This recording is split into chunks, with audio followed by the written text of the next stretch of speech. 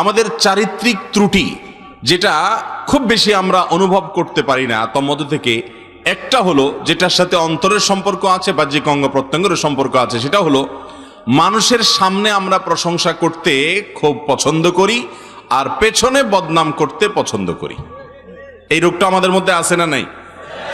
এবং কেউ যদি ধরুন কারোর বদনামি করে আপনার সামনে, সাধারণত আমরা কি করি, সৌজন্যতার খাতিরে যে লোকটা আমার সামনে অমুকের বদনামি করছে তার সাথে একটু তাল না মেলালে কেমন হয়, এই জন্য তাল মিলাতে গিয়ে হলেও দেখা যায় আমিও তার সাথে ওই কুকর্মে সামিল হই এবং নিজের অজান্তে ওই ভদ্রলোকের বিরুদ্ধে এই লোকের যে নিন্দাবাদ এটার সাথে আমরা সায় দেই, মাথা নাড়ি, অনেক সময় যোগ দেই, হ্যাঁ আপনি ঠিকই বলেছেন, করে নিজের আমল নামকে ধ্বংস করি।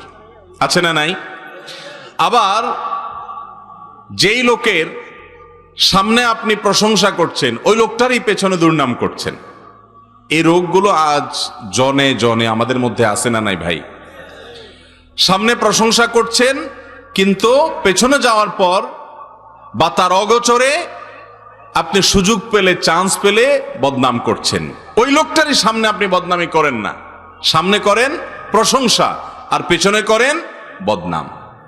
এই রোগটা কোন কোন ক্ষেত্রে চগলখড়িতে পরিণত হয়, আরেকটা কবিরা গুনাহ। নবী করিম সাল্লাল্লাহু আলাইহি সাল্লাম বলেছেন, লা ইয়াদখুলুল জান্নাতা কাত্তাত আই নামাম।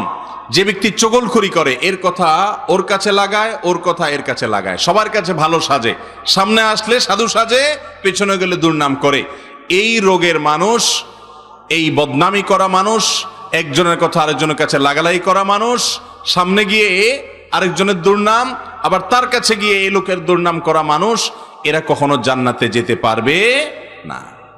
আপনি যদি জান্নাতি হতে হয়, মুত্তাকি হতে হয়, আপনি যদি আপনার আখলাকটাকে উন্নত করতে পারেন, যেই উন্নত আখলাক মিজানের পাল্লায় সবচেয়ে ভারী হবে। নবী করিম সাল্লাল্লাহু আলাইহি সাল্লাম বলেছেন, কোন আমল বান্দার উত্তম চরিত্রের মতো ওয়েটফুল হবে না কিয়ামতের ময়দানে।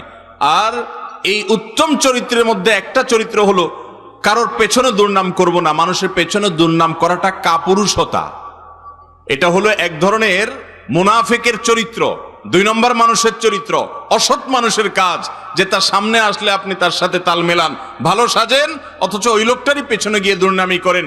কোন মুসলমান নিচু প্রকৃতির হতে পারে না, কোন মুসলমান ছোট লোক হতে পারে না, কোন মুসলমান তার মন মানসিকতার ভিতরে এই ধরনের নোংরামও থাকতে পারে না, অসততা থাকতে পারে না, মুনাফিকি থাকতে পারে না, 2 নম্বরই থাকতে পারে না।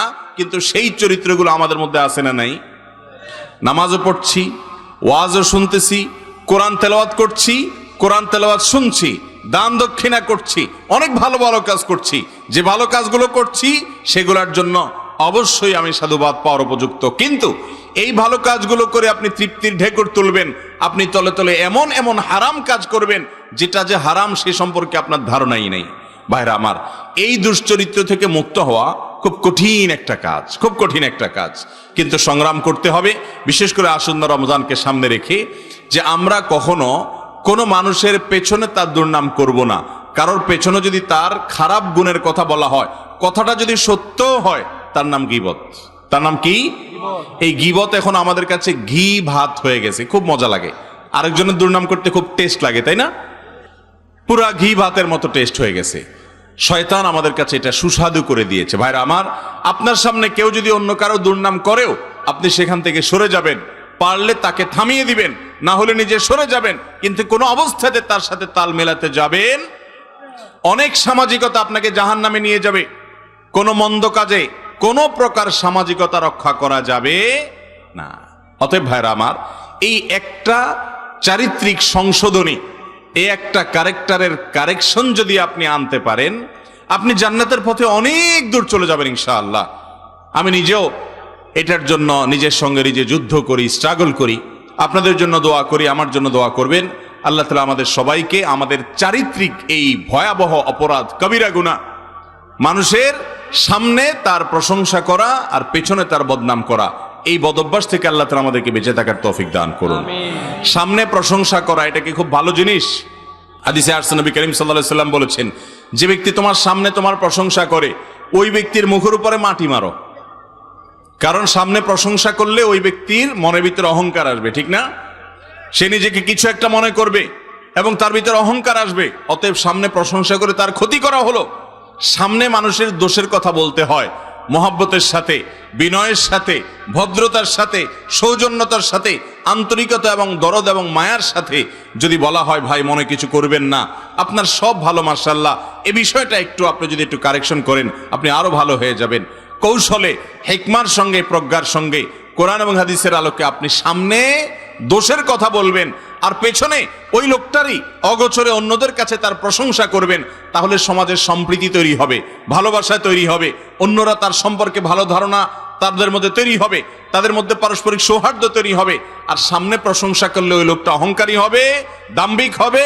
পেছনে যদি তার বদনামি করেন তাহলে তার সম্পর্কে সমাজের মানুষের ধারণা নষ্ট হবে এবং সমাজ ধ্বংসের দিকে যাবে। অতএব ইসলামের এই সুমহান সৌন্দর্য যদি আমাদের মধ্যে না আসে তো আমরা কখনো ভালো মুসলমান হতে পারবো না। আমরা নিজের সঙ্গে সংগ্রাম করবো তো ইনশাআল্লাহ।